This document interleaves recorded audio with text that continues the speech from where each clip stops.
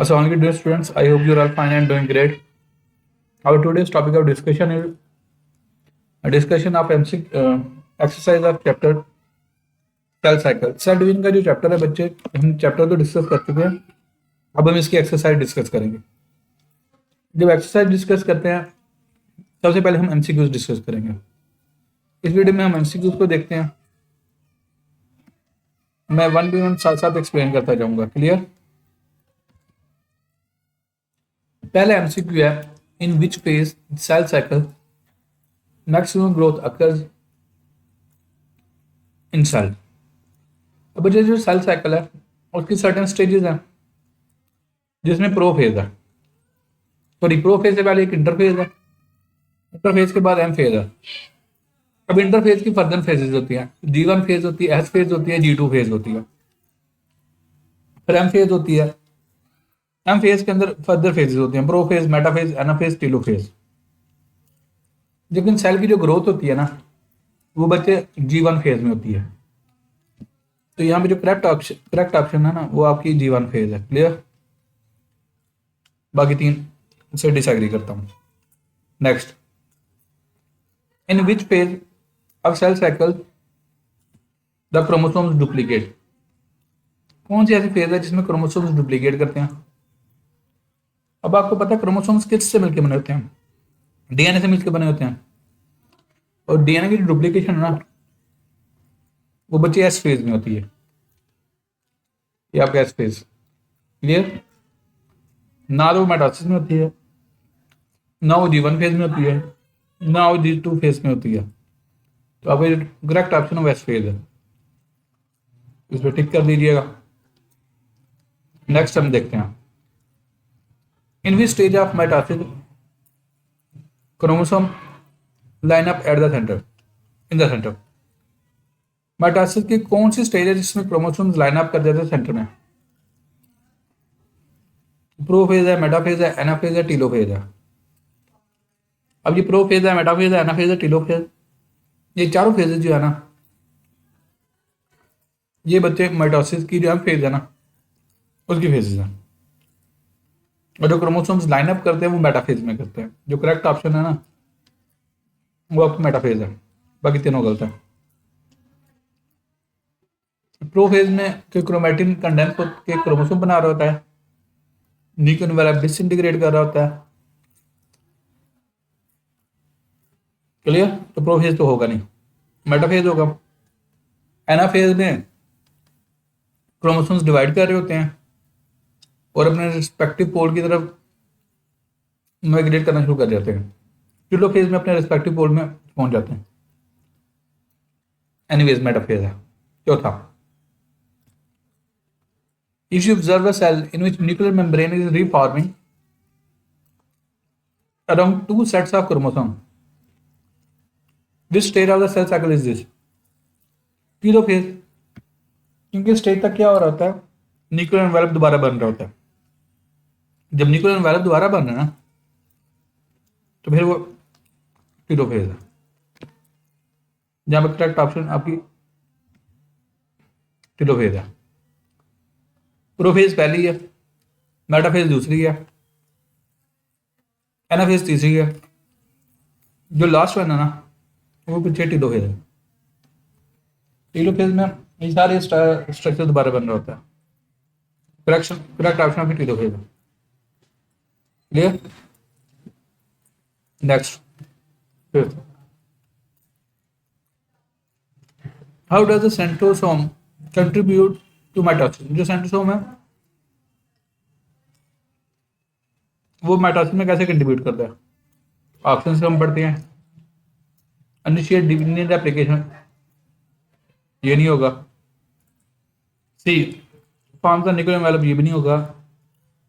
D, duplicate organelles, ये भी नहीं होता।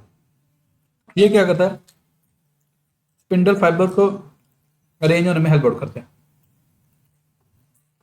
तो जो करेक्ट ऑप्शन है बच्चे वो आपकी बी ऑप्शन है। ये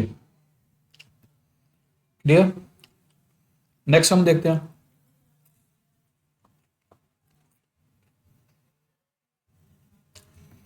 centrosomes make spindle fibre in animal cell,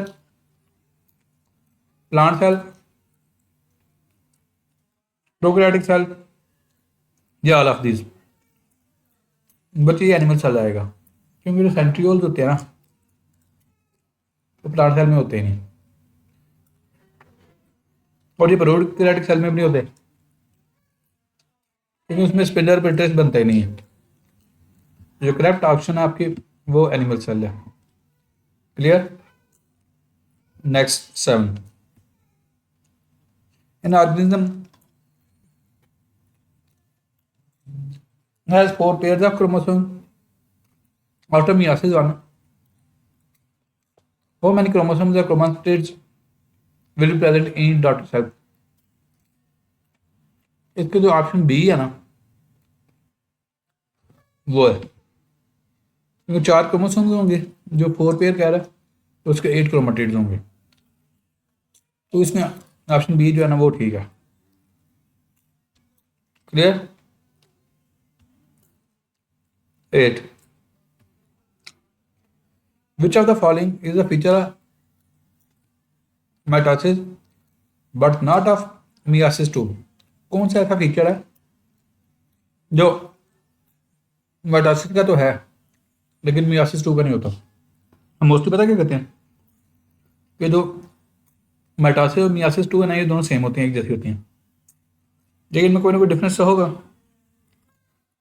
पहला, daughter cells with same number of chromosome, ये टेक्निकल डिफरेंस है। हम कहते हैं माइटोसिस के नतीजे में डॉटर सेल्स होते हैं ना उनका क्रोमोसोम नंबर सेम रहता है as in the parent cells, लेकिन मियोसिस के बाद जो डॉटर सेल्स है ना उनमें chromosome number is reduced up to half, chromosome number half हो जाता है। तो इसमें जो करेक्ट ऑप्शन है वो बच्चे ए ही होगी। ये मैं जनरल आपको बता रहा हूँ। Next MCQ number 9, which event is unique to meiosis but not mitosis? कौन सा ऐसा इवेंट है जो मियोसिस में तो है बट माइटोसिस में नहीं है? सिंपल सा बच्चे याद रखिएगा, क्रॉसिंग ओवर। हम कहते हैं मियोसिस में जो सेल्स बनते हैं ना वो जेनेटिकली डिफरेंट होते हैं एक दूसरे से भी और पेरेंट सेल से भी। उसके रीजन ये होती है जो मियोसिस होती है ना, मियोसिस की जो स्टेज होती है ना मियोसिस 1, उसके दौरान एक प्रोसेस होता है that is called crossing over. Crossing over मैं डिफाइन करता हूँ reciprocal exchange of genetic material between two non sister chromatid. दो नॉन सिस्टर क्रोमेटिड के दरमियान जो रेसिप्रोकल एक्सचेंज होगी ना that is called crossing over. Clear. ये मियोसिस में है माइटोसिस में नहीं है, तो जो करेक्ट ऑप्शन है वो सी है। Clear. 10, why is meiosis 2 necessary after meiosis 1? इसका सिंपल सा आंसर बोल देता हूं, to separate the chromosome sister chromatids, sister chromatids को एक दूसरे से अलग करने के लिए। अगर मियोसिस 2 नहीं होगी तो सिस्टर क्रोमेटिड एक दूसरे से अलग नहीं होंगे। क्लियर है बच्चे? यहाँ तक मैंने आपको एमसीक्यू यूज करवा दिया। नेक्स्ट वीडियो में इसके शॉर्ट क्वेश्चन डिस्कस कर लेंगे। Thank you so much.